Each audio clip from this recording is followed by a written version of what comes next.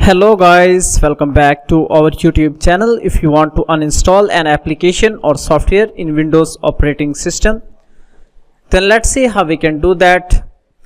Here you can see this is the application that now we want to uninstall. So just you can search for control panel.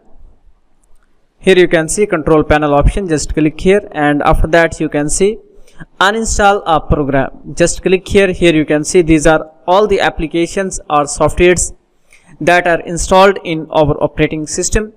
So if you want to uninstall any of these, just you can click here. Here you can see uninstall, then just click here yes.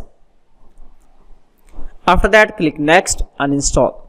So in this way you can uninstall any of the applications or software from your computer. In this way you can manage your computer performance and get a fast computer speed.